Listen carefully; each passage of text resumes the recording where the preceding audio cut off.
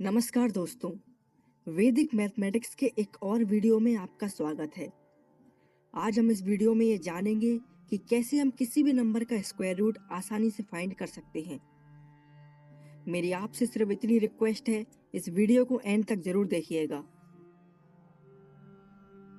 Square root निकालने की इस ट्रिक को समझने से पहले आपको एक बात समझनी होगी।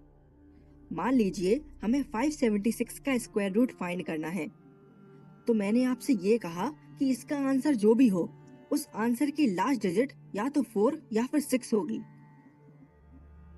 आप कहेंगे कैसे? तो समझिए इसको। हमें पता है 4 का स्क्वायर 16 होता है और 6 का स्क्वायर 36 होता है। आप देख पा रहे होंगे दोनों के लास्ट में 6 आया है और हमारे क्वेश्चन की भी लास्ट डिजिट 6 ही है।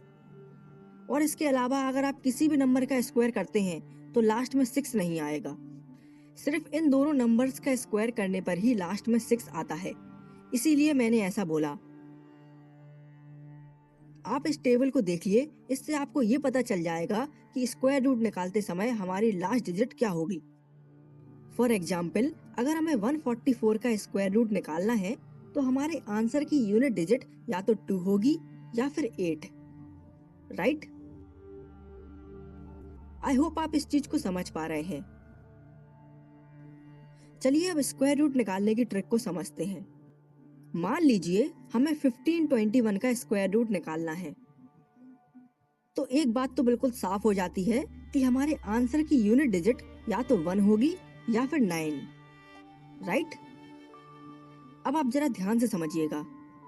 सबसे पहले तो हम लास्ट की दोनों डिजिट को काट देते हैं और 15 पर फोकस करते हैं।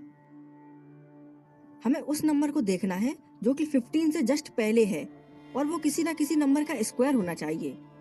जैसे 3 का स्क्वायर 9 होता है और 4 का स्क्वायर 16 होता है। अब क्योंकि 16 तो 15 से ज्यादा है, तो ऑब्वियस सी बात है हमें 9 को कंसीडर करेंगे और 9 3 का स्क्वायर होता है, तो हमारी पहली डिजिट यहाँ से निकल के आ जाएगी 3। अब या तो हमारा आंसर 31 होगा या फिर 39। अब इस चीज को कैसे डिसाइड करेंगे उसको समझिए। हम क्या करेंगे, हम 3 को उसके अगले नंबर यानी 4 से मल्टीप्लाई कर देंगे तो आएगा 12। अब क्योंकि 12 15 से छोटा है, इसीलिए हम बड़ी डिजिट को कंसीडर करेंगे यानी 9 को। अगर हमारा आंसर 15 से बड़ा आता तो हम छोटी डिजिट को कंसीडर करते यानी 1 को। तो इस केस में हमारा फाइनल आंसर बनेगा 39। हम और कुछ एग्जाम्पल से इसको समझते हैं। मान लीजिए हमें 729 का स्क्वायर रूट फाइंड करना है। अब क्योंकि इसके लास्ट में 9 है, तो हमारे आंसर की यूनिट डिजिट या तो 3 आएगी या फिर 7, राइट? अब अगला स्टेप ये है कि हमें लास्ट के दोनों नंबर को कट कर देना है और 7 पर फोकस करना है। 7 जो है वो 2 के स्क्वायर यानी 4 और 3 के स्क्वायर यानी 9 के बीच में आता है।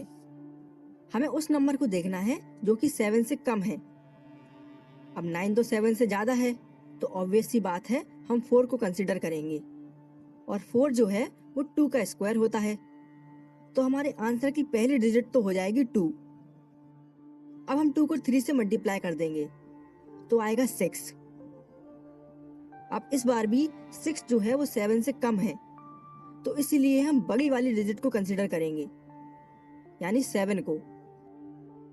तो हमारा आंसर बनेगा 27। हम एक और एग्जाम्पल देख लेते हैं। मान लीजिए हमें 10816 का स्क्वायर रूट फाइंड करना है। क्योंकि लास्ट में 6 है, तो हमारी दो पॉसिबल यूनिट डिजिट्स होंगी, 4 और 6।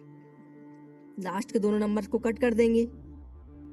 हमें पता है 108 10 और 11 के स्क्वायर के बीच में आता है, तो हमारी पहली डिजिट हो जाएगी 10। अब 10 इंटू 11 कर देंगे तो आएगा 110।